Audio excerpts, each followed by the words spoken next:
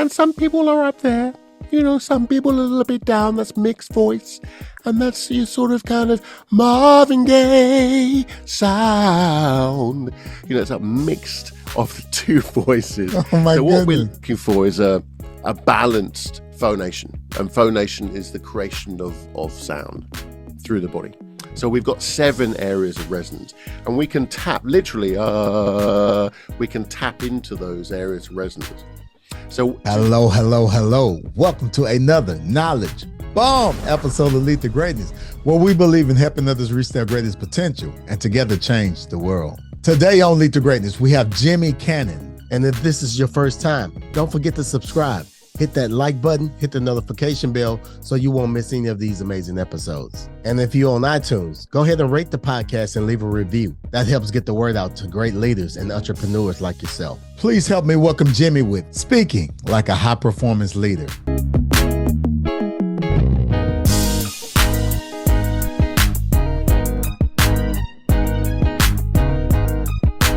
This is Cedric Francis, and you're listening to Lead to Greatness.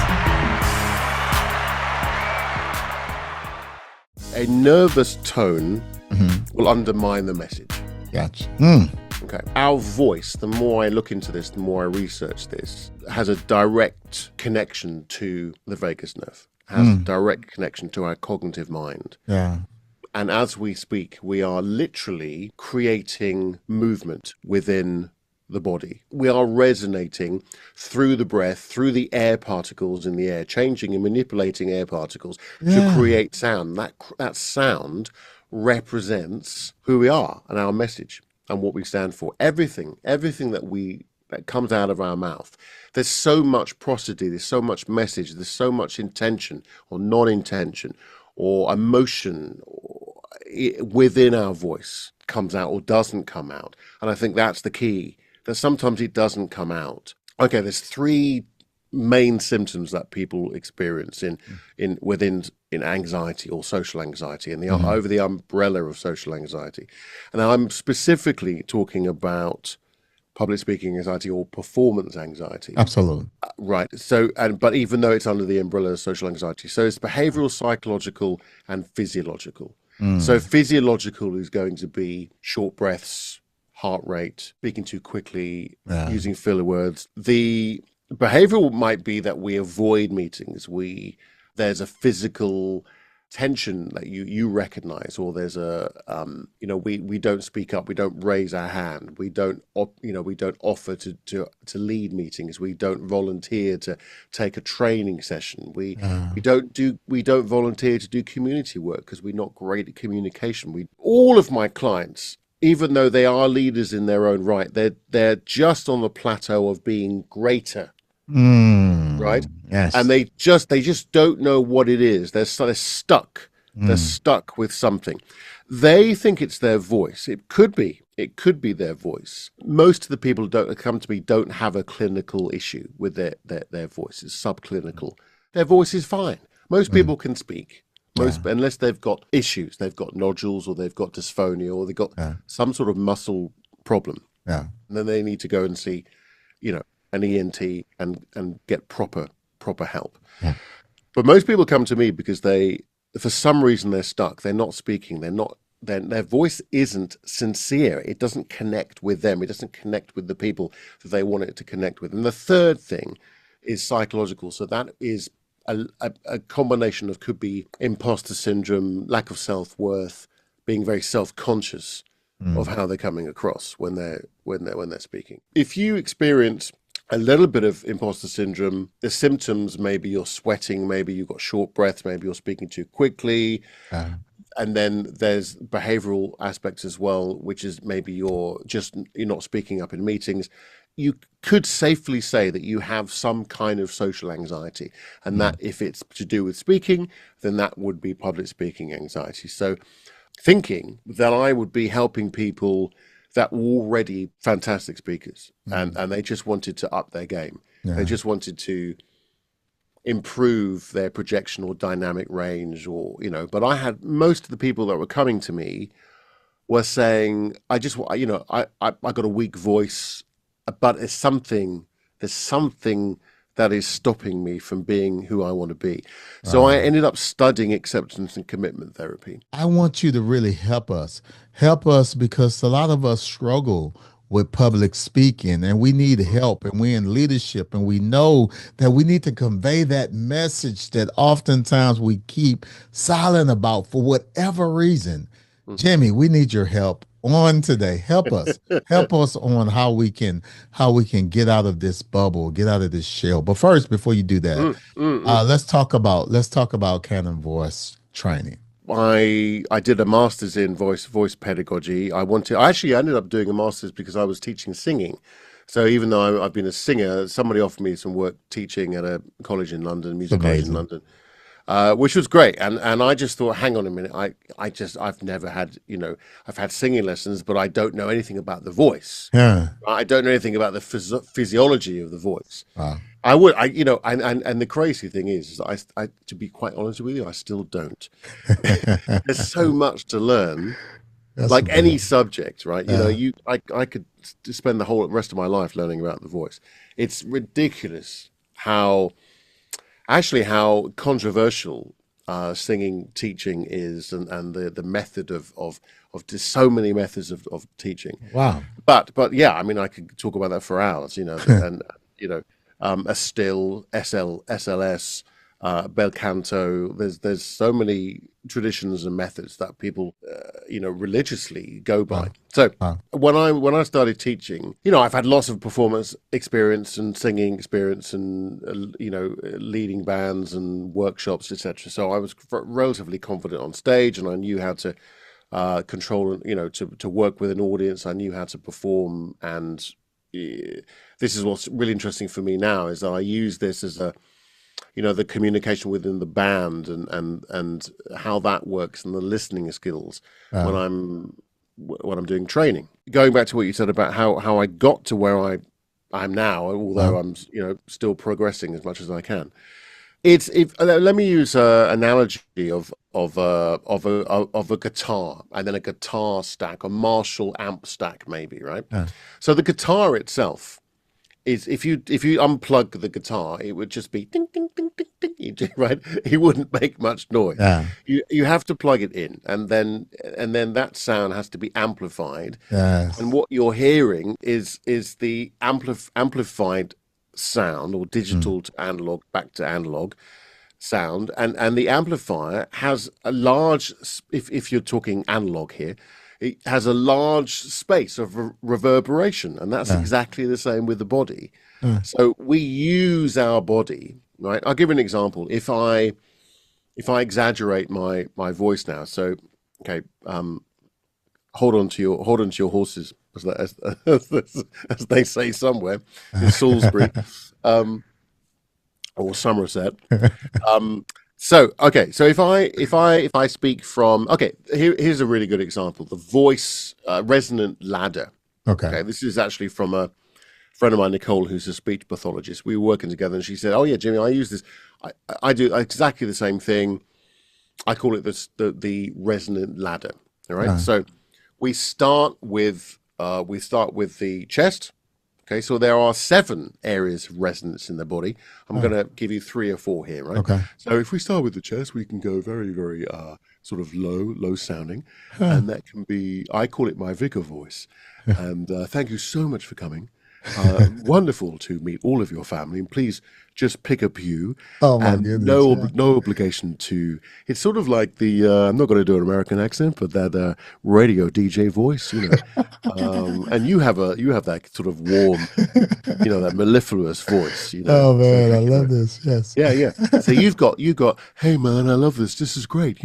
You've got that really empathic voice. It's beautiful, right? So I'm now going to go to my throat. So this is where most people phonate from. They create this sound from their throat. So if they're speaking a lot all day, they're doing meetings after meetings, and they're speaking from this area here. I'm exaggerating now in this kind of area here. It can be quite hard sounding. So if you've got that kind of aggressive tone, hey Cedric, can I get a word with you now? Would that be okay? Can we just have a quick meeting about that? The thing we talked about last week, whatever. That can be a little bit, tingy, right? Right. Well, actually, then we can go into the oral cavity. So if I bring the sound more forward, this is a bit more placed. It's called forward placement, and it's very much above the what's called the bilabials, above the lips, and we're bringing that sort of sound, and that can be really high, really low, but it's very forward, it's very precise, and hasn't got a lot of deepness, but you can balance. You see, it's all about balance, right? The next one would be if I want to get into my nasal passages, then it's kind of that sort of that sound What? there. And a lot of people have that kind of, that sort of that nasally sound, and Jeez. they want to get that. And then you can go a little bit higher, and then you're in your sort of what's called head voice. Yeah, it's falsetto. And some people are up there, some people a little bit down, that's mixed voice. And that's your sort of kind of Marvin Gaye sound. It's a mixed of the two voices. Oh my So what we're goodness. looking for is a balanced phonation. And phonation is the creation of sound through the body. So we've got 7 areas of resonance, and we can tap literally. We can tap into those areas of resonance. How to sound louder, how to project your voice. It's not about volume, because actually this is the counterintuitive thing that people do, which is to speak. They what's called vocal load. They push too much air over the vocal cords or vocal folds, and creating much too load, and the vocal folds after a while will thicken up, and you want them to stay nice and thin and nice and flexible. So by creating more resonance and control over the breath, which is another thing called abdominal or diaphragmatic breathing, then that helps you project the sound without speaking too loudly. Actually, when I speak normally, if I'm speaking, this is kind of my normal sounding voice, I'm using hardly any air. So if I took a breath, I could speak for quite a long time, probably 30, 40 seconds, continually without breathing in this one sound that I'm using now. And it's very little breath. I'm just controlling the amount of breath I have to take a breath in as I'm speaking. But that's the trick. Hear me. Wow. And I'm sitting here, I'm just kind of blown away because, I mean, seriously, I never even thought about all of these different voices because most of the time you hear Yeah. something say that's the way you sound. And Matt, you just introduced something totally different. I mean, it was just really crazy. It kind of freaked me out a little bit. I mean, just my emotions, my energy, based on the different sounds you made when you got into the head space. Naturally, I don't take you serious. I mean, it's like it'd be a great voice for a comedian or something like that. Yeah, no, But it, exactly. Yeah. but you have people talk like this, and I'm like, man, that's Yeah. why you never get taken seriously in this, Well, or you're you get not going to taken get seriously. taken that seriously, exactly. Look, I tell you, the really interesting thing is that my mentor that I with Debbie that I did my MA a while back now. We kept in contact, and I said, look, I'd love to use my research. I'd love to use my training a bit more. But I'm working with people that have anxiety. They're nervous, and she was the one that said, you want to study acceptance commitment therapy. You want to do that as well. Have that as a part of your method, to your teaching or part of your practice. So that was really interesting because it's not all about the voice. The voice is the voice is a vessel, if you like. The voice is a conduit to the message that you're trying to convey, Yeah. and it's something that is obviously very tangible, and Mm. something that we're going to feel very closely to. Right. But it really does start for most people. It starts with the anxiety, and they don't realize, which is strange. Most people come to me about their voice, but it's mainly about the anxiety that we deal with. We deal with the voice, Yeah.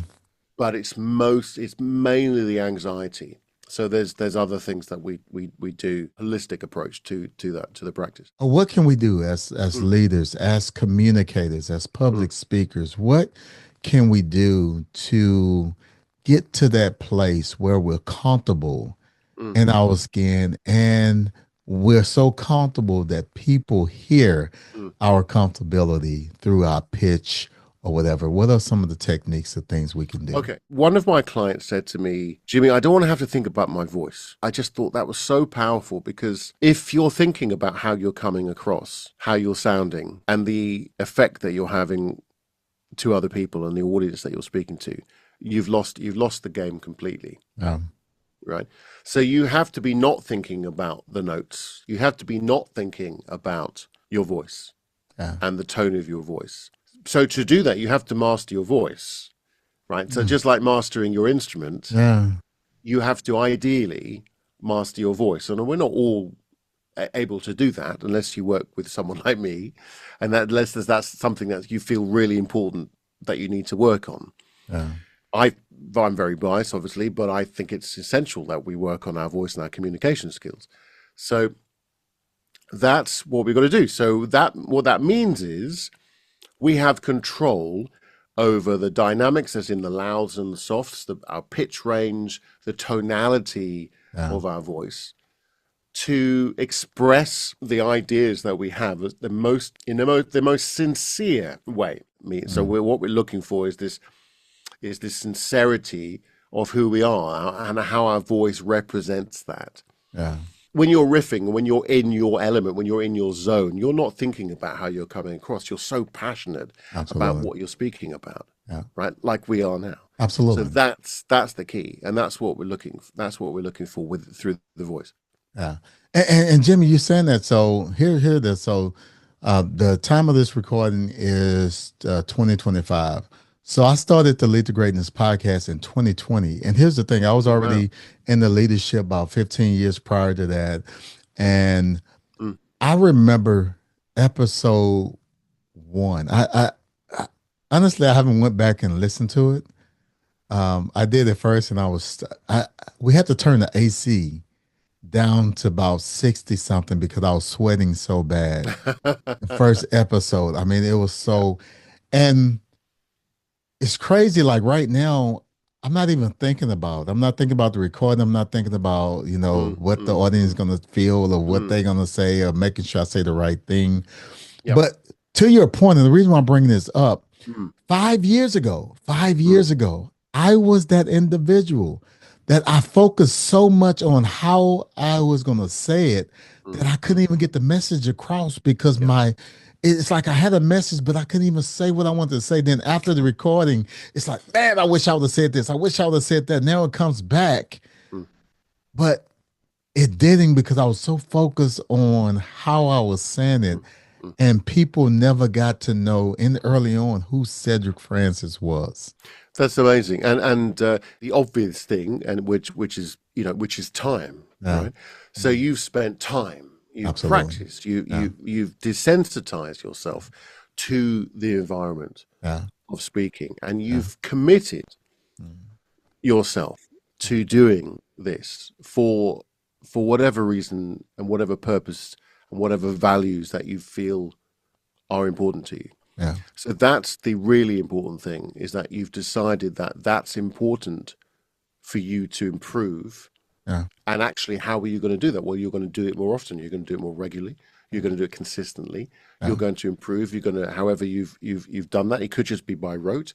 It could just be, you just simply by doing it, you've improved. What happens when we're anxious is that we are fused with our negative thoughts or feelings. And any thoughts or distractions that we might have are generally not true. Then they're generally not real. So any physical feelings or somatic feelings that we might be having are a reflection of negative cognitive feelings of anxiety or nervousness linked to, could be anything. What are some leadership growth tips, tool advice that you can share with the Lead to Greatness community to help us reach our greatest potential? Well, I stepped on this a little bit earlier, for want of a better phrase, and I been thinking about this question actually for a while, and not just because you mentioned it then, but also the whole topic. And the analogy or metaphor, if you like, for me is I can't help it, I'm afraid, again, back to music, but it's the conductor or the leader of the ensemble. Yeah. And the for me, thinking about so I also conduct a choir, so that's something that I is a new thing actually for me, and it's a new I've been teaching choral music and singing for a long time, but I kind of wave my arms around it, but I've never really known how to do it properly. So I'm Yeah. this is a new thing. 3 years ago, I started conducting a choir Wow. locally, Yeah. and actually I was in the choir, and it's been going since 1974. Wow. And yeah, I was in the choir when I was about 22. But anyway, cut a very long story short, I think that the analogy of conducting, where if you think about what a conductor does, there's a there's an element of guidance, there's an element of support Yeah. and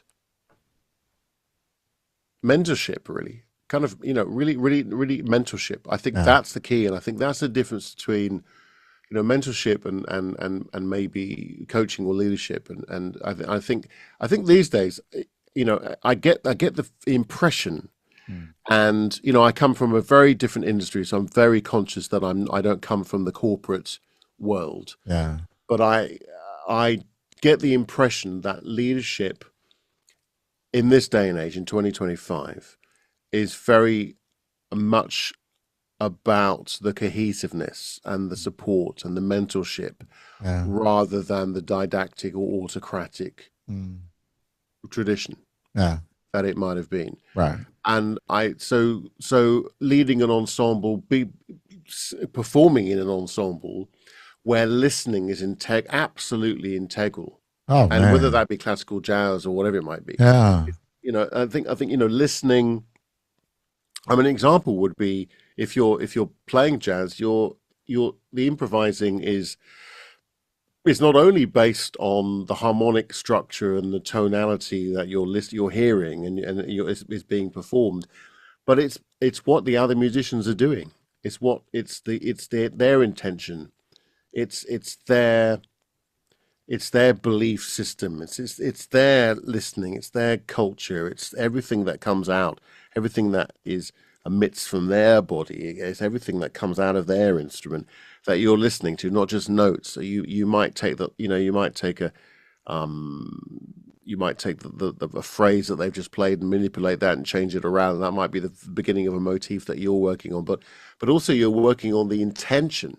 Shit. I remember having a saxophone lessons with an amazing Israeli saxophone player called Gilad Atzmon. If you ever want to listen to him, I had a few listeners of Gilad, and he said, we were listening to Charlie Parker. He's the kind of god of bebop, really, or was, and we were listening to, and he was saying to me, not just to transcribe the notes that he's playing, but really immerse yourself Mm. in his whole intention and where he comes from or what he's feeling at the time. For a white middle class guy from the UK, it's very difficult to do that. But I tried my best. I'm going off a slight tangent here, but I think the main thing is that supporting and listening Mm. to your team as a conductor would do. Jeez. So just to finish on that, just on that point, I'm not that we just on that question, the orchestra or the ensemble are perfectly capable of performing without the conductor. They have the experience, they have the knowledge, the years of training, they understand the style of music, they understand the intention of the composer, but the conductor brings it all together. Mm. And that's guidance, support, and ultimate leadership, really, I think, as an analogy. Knowledge. Oh, Jimmy, this is you've been really dropping knowledge bombs on us, and you have my mind so baffled right now. Music and singing and leadership. Great leaders are great listeners. And Sure. music is all Yep. about listening. Yep. I'm like, it just Oh man, Yeah, this is yeah, so good, yeah. so true.